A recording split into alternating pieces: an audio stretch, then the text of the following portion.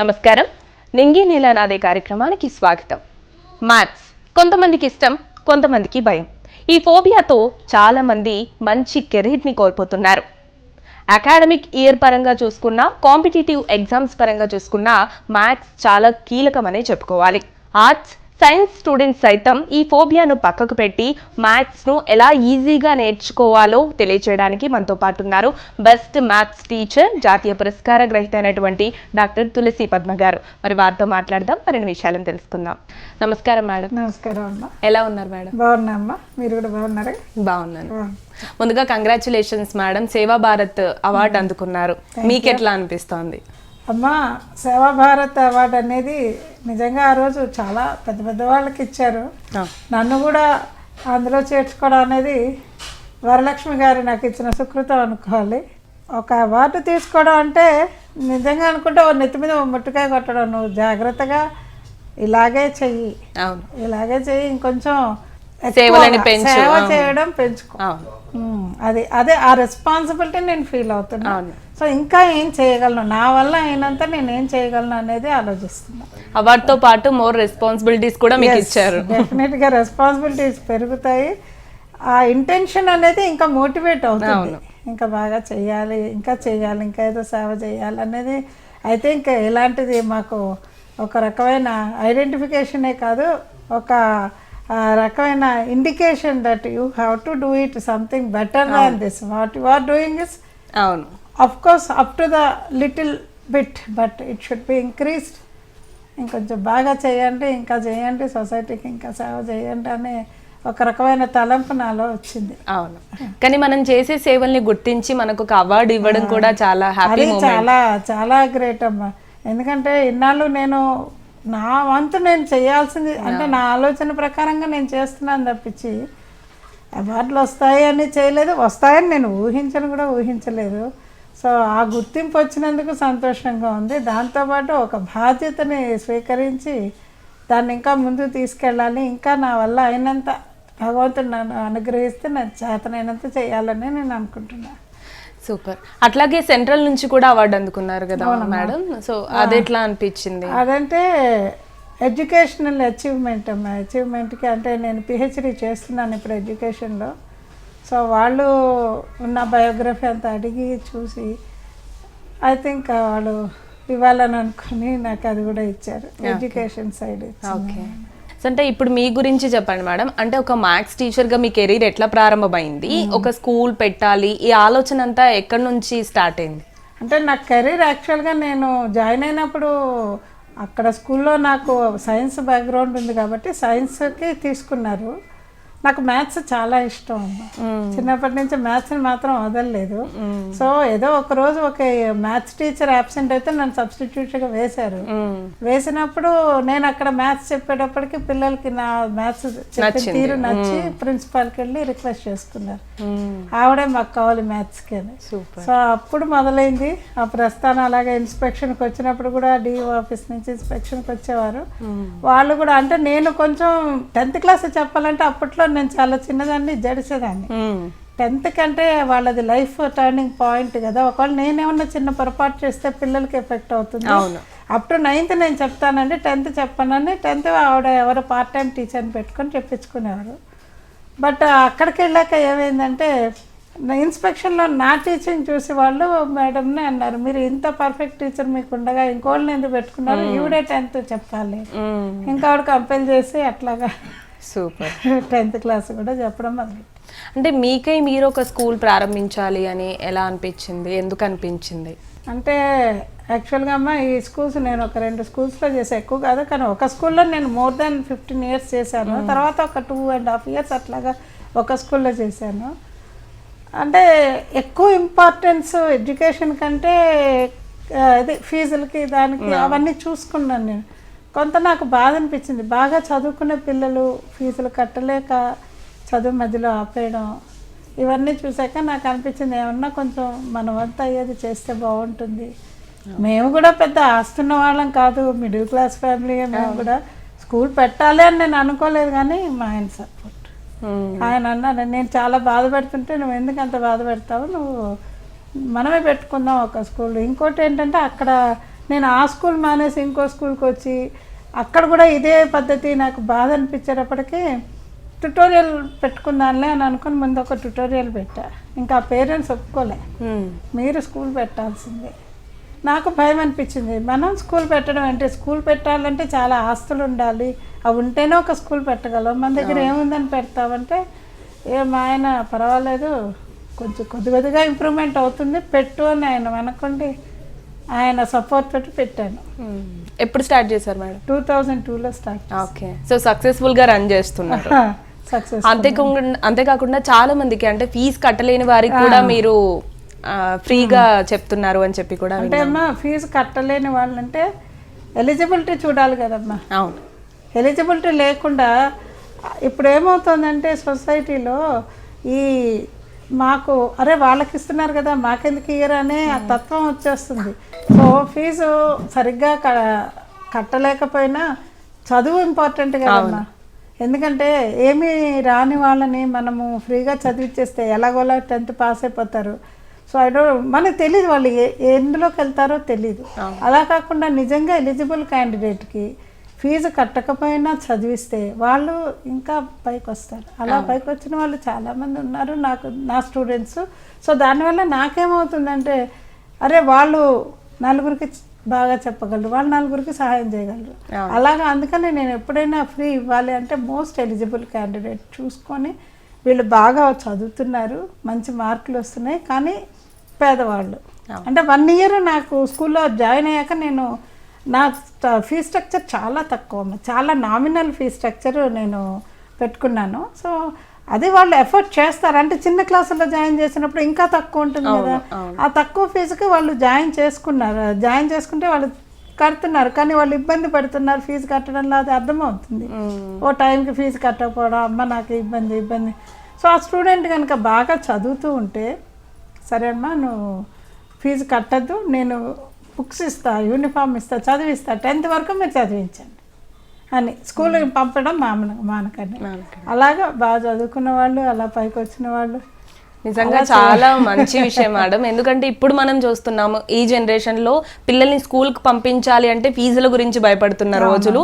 అలాగని government school కి పంపిద్దాము అని అంటే ఎడ్యుకేషన్ ఎలా ఉంటుందో, ఇంగ్లీష్ మీడియం కావాలి అని చెప్పి చాలా తల్లిదండ్రులు, చాలా మంది పేరెంట్స్ అందరూ కూడా సఫర్ అవుతున్న రోజుల్లో మీరు ఇట్లాంటి ఫెసిలిటీ ఇవ్వడం అనేది నిజంగా చాలా మంచి విషయం అని చెప్పి. ఈవెన్ గవర్నమెంట్ స్కూల్ టీచర్స్ కూడా అమ్మా చెప్పడానికి వాళ్ళు రెడీగా ఉన్నారు పాపం.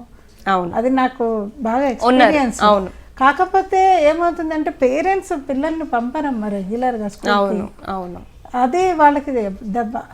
అందుకనే అలాగా పేరు వచ్చేస్తుంది. కానీ ఎంత క్వాలిఫైడ్ వాళ్ళు అవుతారు గవర్నమెంట్ స్కూల్ అంటే టీచర్స్ అంటే. అవును, చాలా ఎగ్జామ్స్ అవి పాస్ అయ్యి తీసుకున్న వాళ్ళే కదా వాళ్ళందరూ. కానీ అది అదృష్టం అనుకోవాలో దురదృష్టం అనుకోవాలో కానీ వాళ్ళు పాపం ఒక మంచి టీచర్ అయితే డెఫినెట్గా బాధపడతారు. అవును, ఖచ్చితంగా. స్టూడెంట్స్ రావట్లేదు, ఇప్పుడు ఇవాళ వచ్చిన వాడు రేపు కనబడ్డు, ఎల్లుండి వస్తే ఈ మధ్యలో అయిన పాఠం వాడికి ఏమొస్తుంది, రాదు. అవును, అది ప్రాబ్లం. సో ఇప్పుడు మ్యాథ్స్ విషయానికి వద్దాం మేడం. అంటే చాలా టఫెస్ట్ సబ్జెక్ట్ అని చెప్పి అందరూ ఫీల్ అవుతూ ఉంటారు. మ్యాథ్స్ టీచర్ అనగానే అందరూ పారిపోతూ ఉంటారు, కానీ మిమ్మల్ని చూస్తే అస్సలు అలా అనిపించట్లేదు. చాలా సున్నితంగా, చాలా మృదువుగా ఉన్నారు. అంటే మీరు చాలా సులువుగా మ్యాథ్స్ నేర్పిస్తారు అని చెప్పేసి విన్నాను నేను. అంటే ఎలా, అట్లాంటి టెక్నిక్స్ ఏమైనా మీ దగ్గర ఉన్నాయి? టెక్నిక్ అనేది కాదమ్మా, పిల్లలు మ్యాథ్స్ అంటే భయపడతారు. ఎందుకంటే ఒక హెరిడిటరీగా పేరెంట్స్ పిల్లలకి అది నేర్పించేశారు. పిల్లలు ఇంకా స్కూల్కి కూడా వెళ్ళని టైంలోనే మ్యాథ్స్ అంటే ఇది అదే అని మేబీ పేరెంట్స్ కానీ లేకపోతే వాళ్ళ అక్కలు అన్నలు చదువుకుంటున్న వాళ్ళు మ్యాథ్స్ చేస్తూ అబ్బాయి మ్యాథ్స్ ఇది ఎప్పుడు అయిపోతుందా, మరి 10th అయిపోతే మ్యాథ్స్ వదిలేదు, ఇలాంటి మాటలన్నీ వింటారు కదా. వినేసి అంటే స్కూల్కి వచ్చే ముందే వాళ్ళకి మైండ్లో అదొకటి సబ్కాన్షియస్ లెవెల్లో ఫిట్ అయిపోయి ఉంటుంది. అవును. సో దాన్ని మనం నెమ్మదిగా తొలగించాలి. దానికి మనం జాగ్రత్తగా బేసిక్స్ నుంచి మొదలెట్టాలి. ఇప్పుడు నేను 10th క్లాస్కి చెప్తున్నా సరే ఒక సమ్లో ఏదైనా బేసిక్ ఉంటే ముందు చూస్తాను వీళ్ళకి బేసిక్ అర్థమవుతుంది. లెక్క అర్థం కాలేదంటే అర్థం ఏంటమ్మా, దానికి కావాల్సిన బేసిక్ వాళ్ళు రావట్లేదు. అవును, ఒక్కసారి మనం కనుక ఆ బేసిక్కి వెళ్ళి ఆ బేసిక్ చెప్పామంటే ఈజీగా మనం కవర్ చేసేసుకోవచ్చు. ఆ పిల్లలకి అక్కడ నాటు పడిపోతుంది మైండ్లో. ఆ నాటుని మనం విడదీయాలి. అది చూసుకుంటాను నేను. కానీ అన్ని సబ్జెక్ట్స్ ఎంత ఇంపార్టెంటో మార్క్స్ ఇంకొంచెం ఎక్కువ ఇంపార్టెంట్ అనే చెప్పుకోవాలి. అవును. అంటే జీవితాంతం కూడా ఉపయోగపడే సబ్జెక్ట్ ఇది. అవును. కానీ అది ఎవరికి అర్థం కావట్లేదు. అవును, కరెక్టే. ఆ మ్యాథ్స్ ఇంపార్టెన్స్ మనం లేచిన దగ్గర నుంచి పడుకునే వరకు ఉంటుంది. అవును. అది వాళ్ళు అర్థం చేసుకోవాలంటే చెప్తున్నది ఆ టెక్నిక్ అనేది వాళ్ళకి తెలియాలి, ఆ భయం అనేది పోగొట్టాలి. అవును. పేరెంట్స్ నుంచి రావాలి, టీచర్స్ నుంచి కూడా రావాలి. అది సో అంటే ఇప్పుడు మీ స్కూల్లో ఉన్న పిల్లల్లో ఆ మ్యాథ్స్ భయం అనేది పోయిందనే చెప్పుకోవచ్చు అనుకుంటా కదా మేడం? ఎక్కువ లేదు. అంటే నేను క్లాసెస్ నేను 8th 9th 10th చెప్తాను, వాళ్ళకి చెప్పినప్పుడు ఈ మెథడ్ నేను ఫాలో అవుతాను. ఓకే. టీచర్లకు కూడా వేరే మ్యాథ్స్ టీచర్స్కి కూడా నేను ఎప్పుడు ఆల్మోస్ట్ ఎవ్రీ మంత్ ఒక స్టాఫ్ మీటింగ్ కండక్ట్ చేస్తాను. సో ఇన్స్ట్రక్షన్స్ అయితే అవే ఇస్తాను, వాళ్ళు కూడా పాపం నేను చెప్పినట్టుగా ఫాలో అవుతారు. ఫాలో అయ్యి వాళ్ళు కూడా అలాగే బేసిక్ నుంచి ఇప్పుడు ఒక మ్యాథ్స్ ఒక సమ్ చెప్తున్నప్పుడు ప్లేస్ వాల్యూ చెప్పినప్పుడు ఫేస్ వాల్యూ చాలామందికి తెలియదు. ఈవెన్ నేను 10th క్లాస్లో కూడా ఫేస్ వాల్యూ ప్లేస్ వాల్యూ అంటే ఫేస్ వాల్యూ ఏంటి అంటారు. అసలు అదొకటి ఉందా అనేది, అంటే ఎప్పుడో చిన్నప్పుడు చదువుకొని ఉంటారు, దాని గురించి వాళ్ళకి అవగాహన లేదు. అది లేనప్పుడు ఏదో ఒక టైంలో ఆ క్వశ్చన్కి ఆన్సర్ చేయాల్సి వస్తుంది. అప్పుడు వాళ్ళకి అదేంటి అనగానే ఒక టీచర్ అనేవాళ్ళు ఆ ఫేస్ వాల్యూ ఏంటి, ప్లేస్ వాల్యూ ఏంటి, సమ్స్ని ఎట్లాగా రిప్రజెంట్ చేయాలి, ఏ ప్లేస్ ఒక నెంబర్ కింద ఒక నెంబర్ ఎలా పెట్టాలి, ఇవన్నీ కూడా ఒకసారి బేసిక్స్ చెప్తే చిన్నపిల్లలకి ఇది బాగా చేయాలి. అవును. ఇలా చెప్తే వాళ్ళు బాగా నేర్చుకోగలరు మ్యాథ్స్. కానీ అంటే మ్యాథ్స్లో చాలా వరకు డౌట్స్ వస్తూ ఉంటాయి కదా మేడం, లెసన్ చెప్తున్నప్పుడు చాలా రకాల డౌట్స్ వస్తూ ఉంటాయి, కానీ ఎక్కడో చిన్న భయమో మొహమాటమో దాన్ని ఆపేస్తుంది అడగడానికి. అంటే అలా అడగడం, ఆ మొహమాటం, ఆ భయం వల్ల మేబీ నేర్చుకోవడంలో వెనుకబడుతున్నారు అనుకోవచ్చా? అంటే ఇప్పుడు ఒక టీచరు క్లాసులో ఒక లెసన్ తీసుకుంటున్నప్పుడు సహజంగా అయితే తెలిసిపోతుందమ్మా. ఇప్పుడు నాకైతే చాలా అనుభవం అది. నేను చెప్తున్నప్పుడు పిల్లలు మొహాలకేసి చూస్తా, అర్థమైతే ఒక గ్లో వస్తుంది. అవును. లేదంటే క్వశ్చన్ తెలిసిపోతుంది అది. సో అది తెలిసిపోయి ఆ స్టూడెంట్ని లేపి నీకు ఎక్కడ డౌట్ ఉంది, నీకేంటి అర్థం కాలేదని నెమ్మదిగా మనం వాళ్ళని కొంచెం మోటివేట్ చేస్తే వాళ్ళ డౌట్ వచ్చేస్తుంది బయటకి. అలాగా ఒక్కళ్ళిద్దరి దగ్గర డౌట్ ఉంటే మేబీ అది ఇంకొకళ్ళలో కూడా ఉండొచ్చు, వాళ్ళు ఆ మాత్రం కూడా బయటకు రాకపోయిన వాళ్ళు అందరికీ క్లియర్ అవుతుంది. అవును. సో టీచరు సైకాలజిస్ట్ కూడా అవ్వాలి. అవును. నేను ఎంఏ సైకాలజీ చేశాను జస్ట్ నా స్టూడెంట్స్ని అర్థం చేసుకోవడానికి. ఇంకా నేను ఎందుకు క్లాస్లోకి వెళ్తే ముందు స్టూడెంట్ ఒక బిహేవియర్ ఎందుకు ఇట్లా చేస్తున్నాడు, దీనివల్ల అంటే ఏదైనా ఒక బిహేవియర్ ఒక స్టూడెంట్లో ఉందంటే అమ్మ డెఫినెట్గా సమ్ బ్యాక్గ్రౌండ్ ఈజ్ దేర్. మనం ఆ బ్యాక్గ్రౌండ్ని పట్టుకొని అది మంచా చెడా చూసుకొని వాళ్ళకి విశదీకరిస్తే డెఫినెట్గా వాళ్ళు బయటకు వస్తారు, మంచి పిల్లలుగా తయారవుతారు. కానీ నిజంగా మ్యాథ్స్లో పిల్లలు భయపడే అంశం ఏంటి మేడం? అంటే ఏ చోట ఆగిపోతారు ఎక్కువ? దేనికి? చిన్న పిల్లలైతే నేను చెప్పిన ప్లేస్ వాల్యూ ఫేస్ వాల్యూ దగ్గర ఆగిపోతారు. నెమ్మదిగా కొంచెం పెరుగుతున్న కొద్దీ మల్టిప్లికేషన్ దగ్గర అయిపోతారు. టేబుల్స్ నేర్చుకోకపోవడంతో మల్టిప్లికేషన్స్ రావు. నెక్స్ట్ లెవెల్కి వచ్చే డివిజన్స్ దగ్గర అయిపోతారు. ఎల్సిఎం, హెచ్సిఎఫ్ ఇవన్నీ కూడా వాళ్ళకి కష్టం అవుతుంది. ఇంకొంచెం పెద్ద పిల్లలు వెళ్తే గుండెగాబరా అంటారు ఆల్జిబ్రా అంటే. అదే తెలుగు నానుడి కదా, ఆల్జిబ్రా అంటే గుండెగాబరా అని అంటారు. కానీ ఇలాంటివన్నీ మనం తీసేయాలి మనసులో నుంచి. వాళ్ళకి చాలా జాగ్రత్తగా చెప్తే డెఫినెట్గా ఆ ఇంట్రెస్ట్ క్రియేట్ అయితే వాళ్ళు అదే సబ్జెక్ట్ ముందు తీసుకుంటారు. కానీ ఎందుకు మేడం అంటే జనరల్గా అడుగుతున్నాను, ఎందుకు పిల్లలకి మ్యాథ్స్ టీచర్ ఒక విలన్ లాగా అనిపిస్తారు?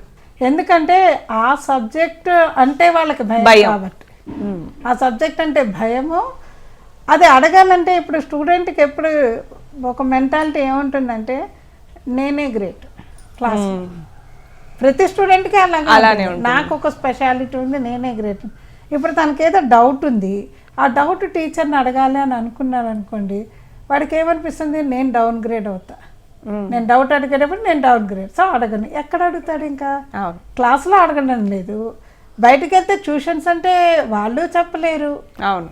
సో ఆ డౌట్గా వాళ్ళ మనసులో ఉండిపోతుంది. ఏదో రకంగా బట్టి కొట్టి ఆ పాస్ అయితే ఆ క్లాస్ అయితే అయిపోతుంది.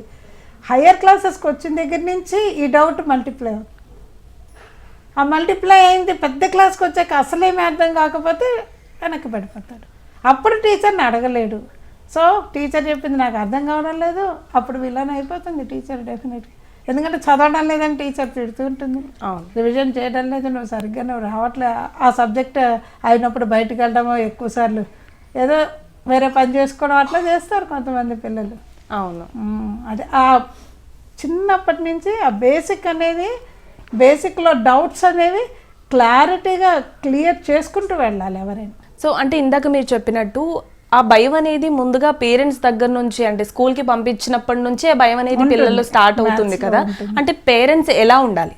పేరెంట్స్ ముందు పిల్లల్ని స్కూల్కి పంపించేస్తున్నారు, స్కూల్ తర్వాత ఇంటికి రాగానే ఏదో వాళ్ళకి ఇంత ఏదో పెట్టేస్తున్నారు, ట్యూషన్కి పోవని పంపించేస్తున్నారు.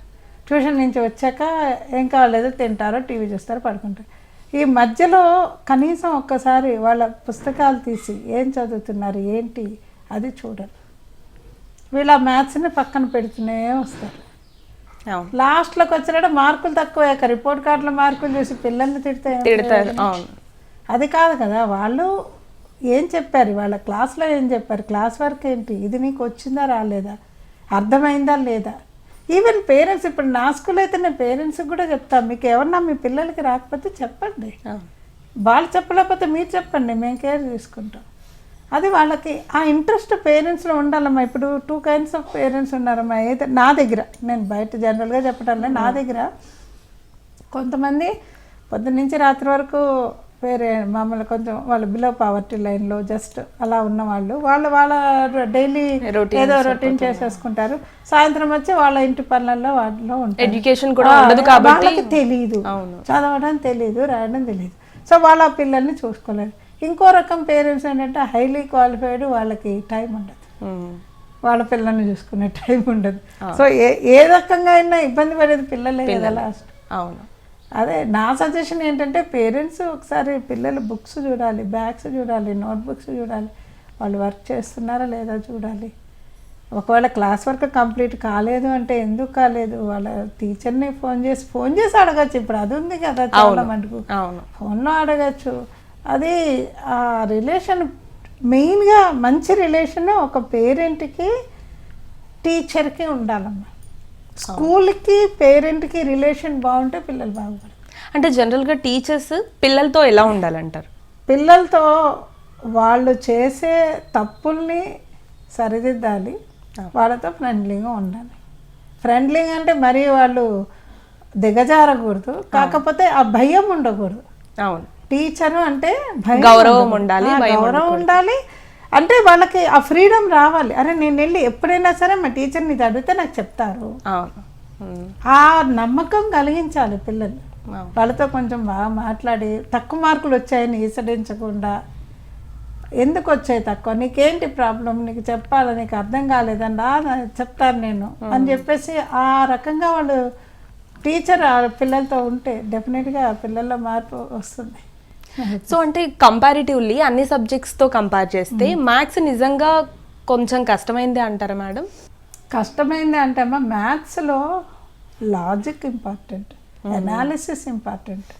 మిగతా సబ్జెక్ట్స్లో ఏముందమ్మా, ఆ క్వశ్చన్ ఆన్సర్, వర్డ్లో మీనింగ్ రాకపోతే డిక్షనరీ, మేమైతే డిక్షనరీలు చూసుకొని చదువుకునే వాళ్ళం. ఇప్పుడు గూగుల్లో టైప్ చేసాం కానీ మీనింగ్ వస్తుంది, చదువుకుంటారు. ఇప్పుడు ఒక పెద్ద ఆన్సర్ ఉంది, దానిలో ఒక 2-3 లైన్లు రాసినా ఏదో ½ మార్కు ఏదో పడుతుంది. కానీ మ్యాథ్స్లో అట్లా కాదు కదా. అవును, ఆ స్టెప్ నుంచి ఇంకో స్టెప్కి రావాలంటే ఆ ప్రొసీజర్ అనేది వాళ్ళకి తెలియాలి. అవును, ప్రొసీజర్ తెలియాలి అంటే వాళ్ళకి ఆ బేసిక్స్ రావాలి.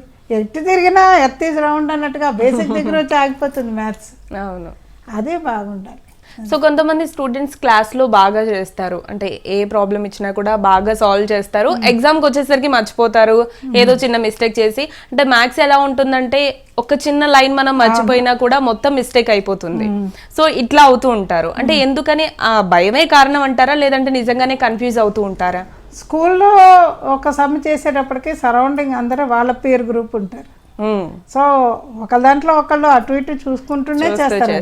ఎగ్జామ్స్ అప్పుడు మనం దూరంగా కూర్చోబెడతాం, కానీ క్లాస్ వర్క్స్ చేసినప్పుడు పక్కన కూర్చుంటారు. సో వాళ్ళకి ఆ ధైర్యం, మెంటల్గా వాళ్ళకి ఏంటంటే సపోర్ట్ ఉంది అనే ఒక సెల్ఫ్ కాన్ఫిడెన్స్, ఆ కాన్ఫిడెన్స్ అనేది వాళ్ళకు ఉంటుంది. ఎగ్జామ్కి వెళ్ళేటప్పటికి ఒంటరి అయిపోతారు. అవును, ఫస్ట్ అది భయం, ఎగ్జామినేషన్ టెన్షన్. బయట ఇప్పుడు మామూలుగా స్కూల్లో రాసే వాళ్ళకి ఓకే కొంతవరకు, ఇప్పుడు ఎస్ఎస్సి ఎగ్జామినేషన్కి బయటకు వెళ్ళారనుకోండి, everything is new. Students place కొత్తది, టీచర్స్ కొత్త వాళ్ళు, తన చుట్టూతో ఉండే వాళ్ళు కూడా కొత్త వాళ్ళే కదా ఇప్పుడు కొంచెం జంబ్లింగ్ సిస్టంలో. సో ఒక రూమ్లో అదృష్టం ఉంటే ఇంకోటి వాళ్ళ క్లాస్ వాడు స్కూల్ వాడు పడతాడు, లేకపోతే లేదు.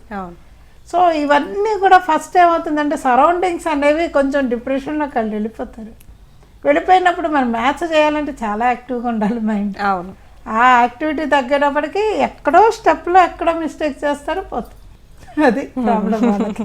ఏ చాప్టర్ చెప్తున్నారో అది కొంచెం దానికి తగ్గవి ముందు చెప్పుకొని, మీరు ప్రీవియస్ క్లాస్లో ఇవన్నీ నేర్చుకున్నారు కదా, ఒక్కొక్క సమ్ అటువంటిది చెప్పించి, సో అది వాళ్ళకి బాగా వచ్చిందంటే నెక్స్ట్ అది కంటిన్యూ చేసేసుకోవచ్చు. ఓకే, అది చేయాలి టీచర్స్ మాత్రం డెఫినెట్. సో మెయిన్ టార్గెట్ ఏముంటుందంటే పిల్లల్లో, ఈ భయం ఉన్న వాళ్ళలో ఉండే మెయిన్ టార్గెట్ ఏంటంటే, ఓకే అన్ని సబ్జెక్ట్స్ మొత్తం చదివేసి మ్యాథ్స్ మాత్రం పక్కకు పెట్టేసి, ఓకే మనకి ఈ ప్రాబ్లమ్స్ వస్తే ఇవి సాల్వ్ చేయాలి, మనకి 35 మార్క్స్ వస్తే సరిపోతుంది, పాస్ అయిపోవాలి అన్నట్టు ఉంటారు, ఆ భావనలో ఉంటారు మెయిన్గా. అంటే ఇది కూడా ఒక రీజన్ అనుకోవచ్చు. 35 మార్క్స్ వచ్చి పాస్ అయిపోవడం అనేది మేబీ రాని వాళ్ళకు ఉంటుంది, కానీ మ్యాథ్స్ రాని వాళ్ళకు ఉంటుంది. కానీ ఇప్పుడు ఒక టీచర్ 1 ఇయర్ ఆ క్లాస్లో ఆ పిల్లలకి చదువు చెప్తున్నప్పుడు టీచర్కి ఐడెంటిఫై అవుతారు కదా, వీళ్ళు మ్యాథ్స్లో భయపడుతున్నారు, వీళ్ళకి ఏవి రావట్లేదని. సో అట్లీస్ట్ వాళ్ళని కొంచెం పుల్అప్ చేయొచ్చు కదా. అవును, ఇయర్ ఎండింగ్కి వచ్చేటప్పటికి ఇంకా బాధ ఉండదు. డెఫినెట్గా వాళ్ళు కొద్దిలో గొప్ప చేయగలుగుతారు. మనం ప్రీవియస్ ఇయర్స్ క్వశ్చన్స్ కానివ్వండి, లేకపోతే ప్రతి చాప్టర్లోనూ మోడల్కి ఒక్కొక్క క్వశ్చన్ మళ్ళీ రిపీట్ చేయిస్తే, అంటే దట్ ఈస్ రివిజన్ టైంలో కొంచెం వాళ్ళు డెఫినెట్గా అది పోతుంది ఆ భయం. కౌన్సిలింగ్ ఇస్తూ ఉండాలి, మ్యాథ్స్ టీచర్ అనేవాళ్ళు కౌన్సిలింగ్స్ ఇస్తూ ఉండాలి. ఇది టఫ్ సబ్జెక్ట్ కాదు, it is the very easiest subject. ఈ సబ్జెక్ట్ మూలాన మీకు ఎంత ఉపయోగం అవుతుంది అంటే. వేరే సబ్జెక్ట్స్కి దీనికి మెయిన్గా తేడా ఏంటంటేనమ్మా, వేరే సబ్జెక్ట్స్ అనేవి కొంచెం రాసినా మార్కులు ఏదో ఒకటి హాఫ్ ఎంతో ఇస్తారు, మ్యాథ్స్లో అలా ఇవ్వరు కదా. అవును, ఇందులో పాజిటివిటీ ఉంది, నెగిటివిటీ ఉంది. మ్యాథ్స్ మార్క్స్ విషయంలో వస్తే, కరెక్షన్స్ మార్క్స్ విషయంలోకి వస్తే పాజిటివిటీ ఉంది, నెగిటివిటీ ఉంది. పాజిటివ్ మనం ఆలోచించుకుంటే కరెక్ట్గా రాస్తే ఫుల్ మార్క్స్ పడిపోతాయి. ఒక్కొక్కసారి 2-3 లైన్ల సమ్కి 4 మార్క్స్ 2 మార్క్స్ ఉంటాయి. చెయ్యి అంటే మొత్తం మార్కులు పడిపోతాయి. అదే ఒక ఆన్సర్ అనుకోండి, ఆ ఆన్సర్ రాసినప్పుడు మామూలుగా నేను ఇదివరకు కరెక్షన్స్కి ఎస్ఎస్ఐకి వెళ్ళినప్పుడు వాళ్ళు ఏం చెప్పేవారంటే, మాకు స్పెల్లింగ్స్ చూడండి, 4 స్పెల్లింగ్ మిస్టేక్కి ½ మార్క్ కట్ చేయండి అని. ఓకే, సో ఆన్సర్స్ మొత్తం ఆన్సర్ రాసిన స్పెల్లింగ్స్ వల్ల మార్కులు పోతాయి. మ్యాథ్స్లో బాధ లేదు కదా, అది పాజిటివ్ పాయింట్. మ్యాథ్స్ కరెక్ట్గా వాళ్ళు కరెక్ట్గా చేస్తే 100కి 100 ఈజీగా తెచ్చుకునే సబ్జెక్ట్ అది. అది మోటివేట్ చేయాలి. కానీ నెగిటివ్ పాయింట్ ఏంటంటే, అక్కడ ఇన్ కేసు వాళ్ళు కనుక చెయ్యలేకపోతే మొత్తానికి పోతుంది. సహజంగా నేను ఫిజిక్స్ చెప్పినప్పుడు అదే చెప్తా, ఫిజిక్స్లో కూడా సమ్స్ ఉంటాయి. అవును, సైన్స్ లాగా సైన్స్ డెరివేషన్స్ ఉంటాయి, సమ్స్ ఉంటాయి. ఆ సమ్స్ చెప్పినప్పుడు నేను అదంటే కాన్సన్ట్రేట్ చేసి నేర్చుకోండి, మీకు 100% వస్తుందంటే వదలకండి. ఇది ఆ సమ్ ఖచ్చితంగా మీరు చెయ్యండి. ఎందుకంటే మీరు దీనికి బదులు అంటే చాయిస్లో క్వశ్చన్ ఆన్సర్ ఇవ్వచ్చు, ఆన్సర్ రాసేద్దాం ప్రాబ్లం వచ్చినా వదిలేస్తే మీకు ఆన్సర్లో మీకు ఫుల్ మార్క్స్ ఇవ్వడు. కానీ ఈ సమ్ చేసినందుకు మీకు ఫుల్ మార్క్స్ వస్తాయి. అలాగా మ్యాథ్స్ ఆ విధంగా పాజిటివిటీ గుర్తుపెట్టుకొని బాగా చేస్తే కనుక డెఫినెట్గా వాళ్ళకి ఆ భయం పోతుంది. 35 మార్క్స్ తెచ్చుకుందాం అనే ఆలోచన రాదు. సో అట్లాగే ఆల్జిబ్రా చెప్పేప్పుడు ఎట్లాంటి టెక్నిక్స్ యూజ్ చేయాలంటారు మేడం? ఆల్జిబ్రా ఫార్ములాస్తో ముడిపడి ఉందమ్మా. ఫార్ములా రాకపోతే ఆల్జిబ్రా రాదు. కాబట్టి ఫార్ములా ఎక్స్ప్లెయిన్ చేయాలి. ఇప్పుడు a+b² ఫార్ములా ఉంది, బట్టి కొట్టిచ్చేస్తే పిల్లలకి ఆ ఫార్ములా రాదు. అప్పుడు ఫస్ట్ ఏం చేయాలంటే టీచర్ ఆ ఫార్ములా ఎలా వచ్చింది, a+b² ఈ ఆన్సర్ ఎలా వచ్చింది మల్టిప్లై చేసి, ఆల్జిబ్రికల్ ఎడిషన్స్ ఎట్లా చేయాలి, ఆల్జిబ్రికల్ సబ్ట్రాక్షన్స్ ఎట్లా చేయాలి, మల్టిప్లికేషన్ ఎట్లా, డివిజన్ ఎట్లా, అది ఏ పార్ట్ చెప్తున్నప్పుడు ఆ పార్ట్ చాలా జాగ్రత్తగా చెప్పాలి. ఇప్పుడు మామూలుగా మనం ఎడిషన్స్ అంటే యూనిట్స్ ప్లేస్ నుంచి చేస్తాం, ఆల్జిబ్రా అలా కాదు కదా, నుంచి మామూలుగా పైనుంచి చూసుకోండి. అంటే లైక్ టర్మ్స్, అన్లైక్ టర్మ్స్ ఇవన్నీ కూడా వాళ్ళకి చాలా జాగ్రత్తగా అర్థమయ్యేట్టుగా చెప్పాలి. ఎక్స్ కింద వై పెడితే రాదు సమ్. ఇంకొకటి ఏంటి, ఇప్పుడు కొన్ని సమ్స్ ఉంటాయి ఫార్ములా బేస్ చేసుకొని ఫార్ములా యూస్ చేసి దీని సొల్యూషన్ కనుక్కోండి వితౌట్ యాక్చువల్ మల్టిప్లికేషన్ అని ఉంటుంది. సో ఆ ప్రాబ్లంకి ఏ ఫార్ములా యూస్ చేయాలి, ఆ ఫార్ములా ఎలా చేయాలి, సో దానికి క్లియర్గా క్లారిటీ ఇస్తే టీచర్ అది చాలా బాగా ఉపయోగపడే. ఇదే సేమ్ A+B² ఫార్ములా యూజ్ చేయాలంటే ఫస్ట్ ఆ ఫార్ములా రాసి ఏకి బదులు ఏ నెంబర్ వేస్తున్నాం, బికి బదులు ఏ నెంబర్, అలాగా అనుకుంటూ జాగ్రత్తగా చూపిస్తే పిల్లలు డెఫినెట్గా చేస్తారు, ఈజీగా చేస్తారు. సో నిజంగా మేడం, అంటే ఇప్పుడు మ్యాథ్స్ పక్కకు పెట్టేద్దాము, అంటే మీ గురించి చెప్పండి, మీ గురించి ఎక్కువ తెలుసుకోవాలని ఉంది. మా అమ్మ నాన్నకి నేను ఒక్కదాన్నే అమ్మాయినమ్మా. ఇప్పుడు వాళ్ళిద్దరూ లేరు. సరే, మా వారి దగ్గరికి నేను 17 సంవత్సరాల్లో వచ్చేసా. అప్పటి నుంచి మా అత్తగారు మామగారు కూడా చాలా, అంటే నేను BSc ఫస్ట్ ఇయర్ చదువుతున్నప్పుడు అప్పుడు నాకు పెళ్ళి అయిపోయింది. కానీ వాళ్ళు ఎంత మంచి వాళ్ళు అంటే అప్పుడు చూడండి, అప్పుడు ఏజ్ ఎంత 1979లో అయింది మా మ్యారేజ్. కొంచెం అప్పుడు ట్రెడిషన్ చాలా ఫాలో అయ్యేవారు, అయినా సరే కాలేజీకి పంపించారు. సూపర్. మా అత్తగారు కానీ మా మామగారు కానీ పద్మకి చదువు అంటే ఇష్టము, చదువు ఆపద్దు. నేను ఫస్ట్ ఇయర్లో మ్యారేజ్ అయింది, అయ్యాకే ఎగ్జామ్స్ రాశాను. ఆ తర్వాత సెకండ్ ఇయర్ థర్డ్ ఇయర్ కాలేజీకి వెళ్ళి చదువుకున్నా. సూపర్. 1981లో నా డిగ్రీ పూర్తయింది. చాలా గ్రేట్. ఆ తర్వాత ఇంకా మేము వేరే ఎయిర్ ఫోర్స్ అకాడమీకి మా వారు ఉద్యోగం ఇచ్చి అక్కడికి వెళ్ళిపోయాం. అక్కడికి వెళ్ళాక ఇంకా అన్ని కరస్పాండెన్స్ కోర్సులోనే మా ఆయన చదువు నీకు ఇష్టం ఆపద్దు అంటే BEd చేశాను, MA English, MA psychology, M.Ed. చాలా సపోర్టివ్, చాలా చాలా సపోర్టివ్. అంటే నాకు ఒక్కొక్కసారి అనిపిస్తుంది, ఇప్పుడు నాకొక్కడే కొడుకు, వాడిని కూడా చూశాను కానీ ఏమో నేను దీంట్లో పడిపోయి వాళ్ళని ఏమన్నా తక్కువ చూసానా అని ఒక్కోసారి ఇప్పుడు ఒక మనిషి ఒక పని చేయగలదు. అవును. కానీ ఇప్పుడు మా అబ్బాయి కూడా నాకు ఎంత సపోర్ట్ ఇవ్వకపోతే చేయగలిగేది, ఇలా చేసేదాన్ని కాదు కదా. వాడు నా స్టూడెంటే. ఓ సూపర్. వాడు అంటాడు, చిన్నప్పుడు నాకు కోపం వచ్చేదమ్మా నువ్వు నన్ను తిడితే, అందరి పిల్లల కంటే ½ మార్క్ నాకు తక్కువ వేసేది. అంటే అవరే నీ ఫ్యూచర్ నాకు ముఖ్యం, నేను టీచర్ని, నా కొడుకు కాబట్టి నేను వేసుకోవచ్చు. నా క్వశ్చన్ పేపర్ కూడా చూపించేదాన్ని కదా వాడికి. అవును. ఇంటికి వాడు కూడా మిగతా పిల్లలతో పాటు చూసేవాడు పేపర్. అలాగా మా అబ్బాయి కూడా సపోర్ట్గా ఇచ్చాడు కాబట్టి వాడు బాగా చదువుకున్నాడు. మంచి, ఇప్పుడు వాడికి ఏంటంటే మంచి పేరు తెచ్చుకున్నాడు వాడు కూడా. నాకు అది సంతోషం, ఐ ఫీల్ వెరీ ప్రౌడ్. ఏంటంటే నేను ఎప్పుడు వాడికి నేర్పించింది ఏంటంటే, వృత్తి ఏం చేస్తున్నా దైవంగా చూడరా.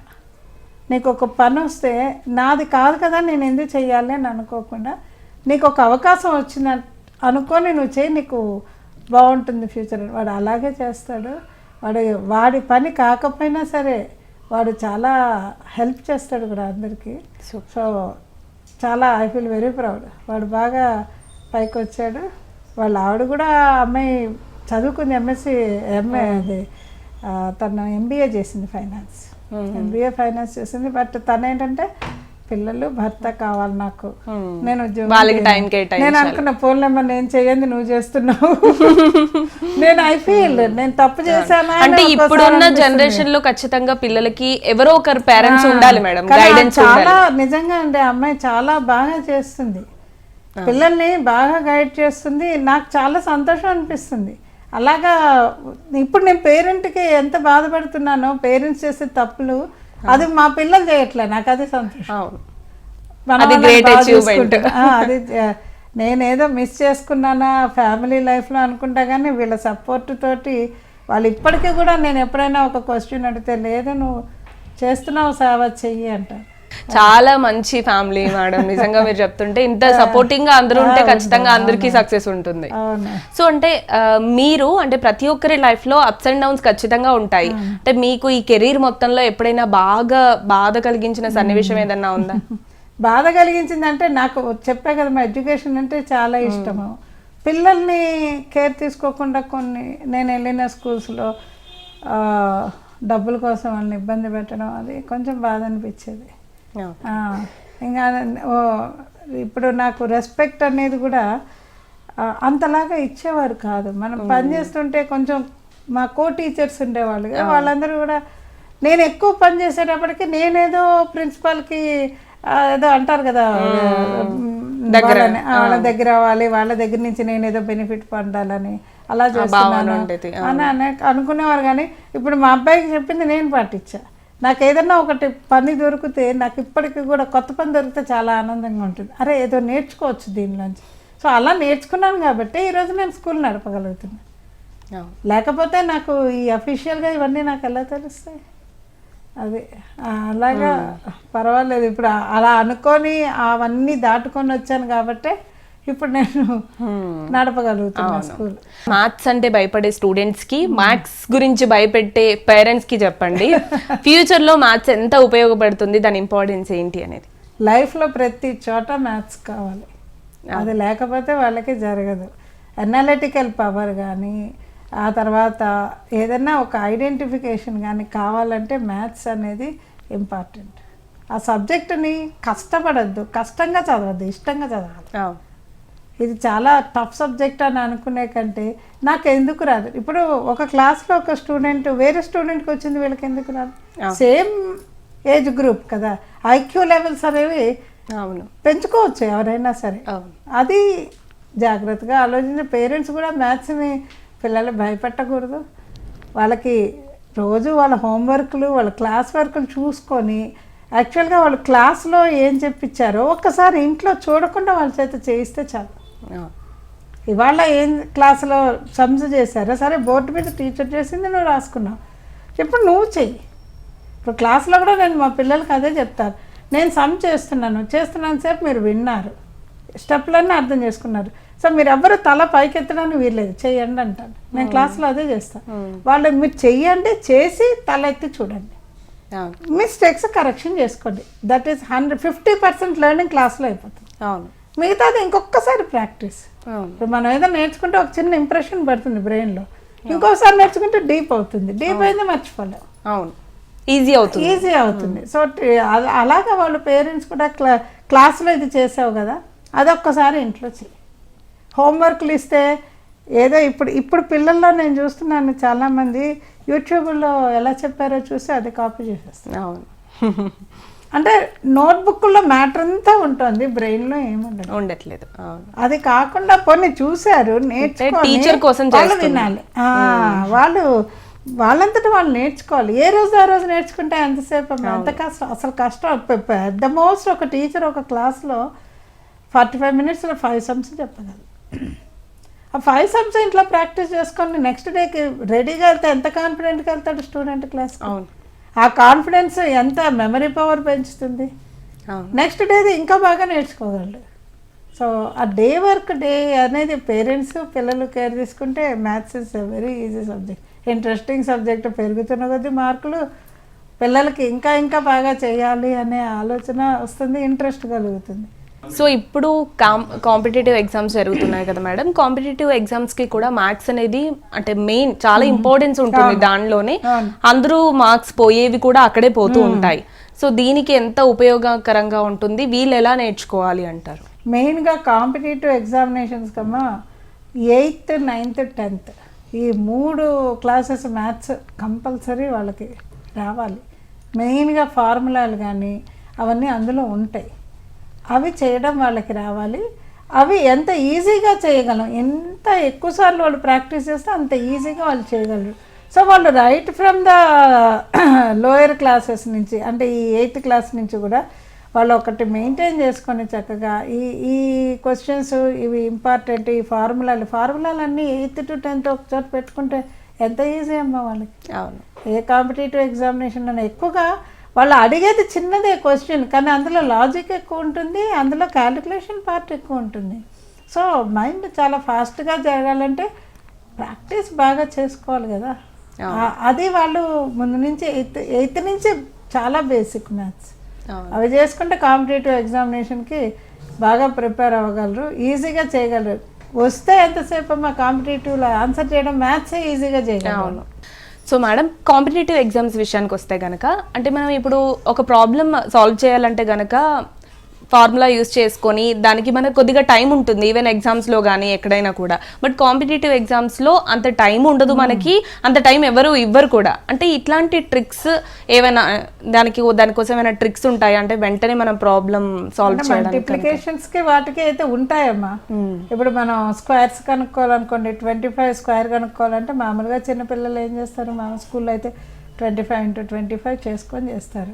లేదు దానికి ఒక చిన్న ట్రిక్ ఏంటంటే 5 5 are 25, 2 తర్వాత వచ్చేసి 3, 2 3 are 6 అయిపోయింది, 6 25 అది అలాగా ట్రిక్స్ అయితే ఉంటాయి కానీ స్కూల్లో వాడకూడదు కదా. అవును, స్కూల్లో వాళ్ళు ప్రతి స్టెప్ బై స్టెప్ వాళ్ళు చేయాల్సిందే, చేస్తే వాళ్ళకి అది వస్తుంది. ఆ ట్రిక్స్ అనేవి వాళ్ళకి కాంపిటేటివ్ ఎగ్జామినేషన్స్లో ఉపయోగపడతాయి. అవి వాళ్ళు మామూలుగా ఇప్పుడు మేము స్కూల్లో చెప్తున్నప్పుడు కూడా అట్లాంటి ట్రిక్స్ చెప్తే మంచిది, కానీ వాడని ఇవ్వకూడదు ఎగ్జామ్లో. వాడిని అంటే చెక్కింగ్, ఇప్పుడు మనం ఎగ్జామ్లో ఒక సమ్ చేసాక అది కరెక్టా కాదని ఒకసారి చెక్ చేసుకోవాలి కదా. చెక్ చేసుకున్నప్పుడు ఆన్సర్కి మెంటల్గా వాళ్ళు ఓరల్గా వాళ్ళు ఆన్సర్ చేసుకోవచ్చు, కానీ అది స్టెప్స్ లేకుండా ఆన్సర్ రాయకూడదు క్లాస్. సో అందుకని టీచర్లు ఎప్పుడు ఇదే మెథడ్ ఫాలో అవ్వాల్సి వస్తుంది, అదే ఫాలో అవుతారు. ట్రిక్స్ కూడా చెప్తూ ఉంటే పిల్లలకి ఏమవుతుందంటే ఫ్యూచర్లో ఉపయోగపడుతుంది. అట్లాగే అంటే మీరు మీ అంతటి మీరు స్వయంగా ఒక యూట్యూబ్ ఛానల్ కూడా స్టార్ట్ చేసి పిల్లలకి మ్యాథ్స్ ఈజీగా అర్థమయ్యే విధంగా కూడా చెప్తున్నారు అని చెప్పి విన్నాం. దాని గురించి చెప్తారు మేడం? సర్వాణి మ్యాథ్స్ మేడ్ ఈజీ అని ఒకటి ఛానల్ పెట్టానమ్మా.